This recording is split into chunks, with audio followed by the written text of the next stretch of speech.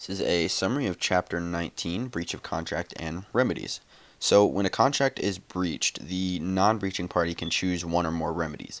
And a remedy is relief provided in some form to the innocent party. This can enforce a right or redress an injury.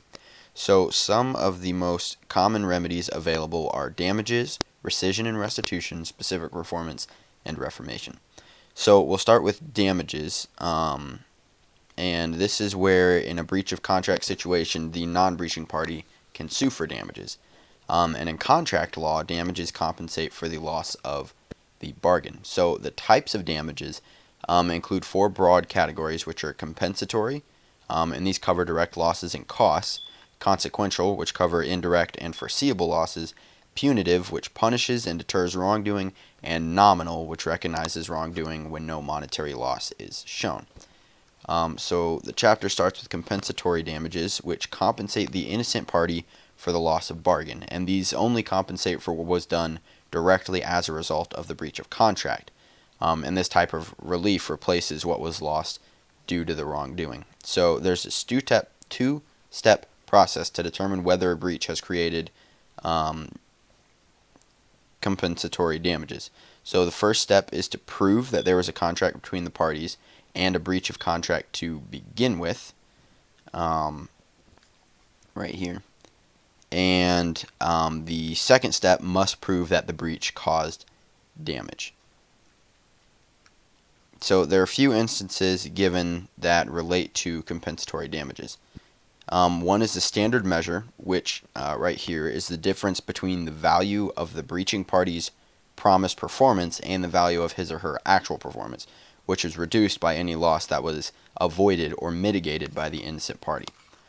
There's also sale of goods, in which a contract involving the sale of goods usually measures compensatory damages in an amount equal to the difference between the contract price and the market price. So in the sale of land is a bit different because any specific area that is sold is unique, and therefore the remedy for a seller's breach is specific performance. But if the buyer is the breaching party, then compensation follows the same formula as that the sale of goods does. So in construction contracts, they utilize compensation by measuring damages depending on which party breaches and when the breach occurs, which is given right here in this little segment. So consequential damages are foreseeable damages that result from a breach, and they are caused by special circumstances beyond the contract itself. So if, for example, if a seller fails to deliver goods knowing the recipient intends to use or resell the goods immediately, the court may award consequential damages for the loss of profits from the planned resale to the innocent party. So punitive damages are next, and these are rare because they're designed to punish a wrongdoer, so they don't really have much of a place in contract law. But in an instance that breaches both a contract and a tort, for example fraud, then punitive damages are available. And finally, there are nominal damages, which is when a contract is breached but no actual damage or loss occurs. So the actions for a breach are more based on principle to recognize that a wrongdoing has occurred under the contract, and therefore rewards to the innocent party are more symbolic than actually being financially substantial. The chapter then moves to mitigation of damages, which shows that it's the duty of the injured party to try to reduce the damages that he or she suffers as much as possible. So for instance, in rental agreements, landlords should mitigate damages by seeking a new tenant when an original tenant abandons a contract. Or in an employment situation, a wrongfully terminated employee should seek out a similar paying employment elsewhere to mitigate any damages caused by the original employer. Chapter then moves to liquidated damages, and these are provisions within a contract which are a specified dollar amount to be paid in the event of a future default or breach of contract, and these types of damages are commonly used in construction contracts. The chapter then moves to equitable remedies, and these occur when damages prove to be inadequate as a remedy for the loss. So these include rescission and restitution, specific performance, and reformation. So rescission is basically an action to undo what has happened, and this returns the parties in the contract to the positions they occupied before the contract. And restitution is In an effort to return to their previous positions, parties must return goods, property, or funds to the other party that they took in order to return each party to their pre-contract state.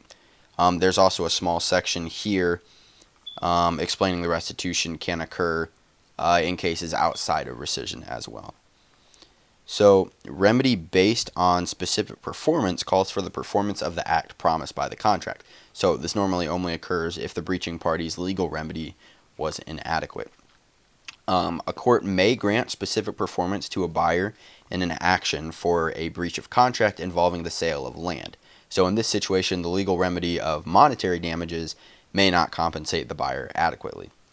And then contracts for personal services require one party to work personally for another party, and courts generally refuse to grant specific performances based on personal service contracts.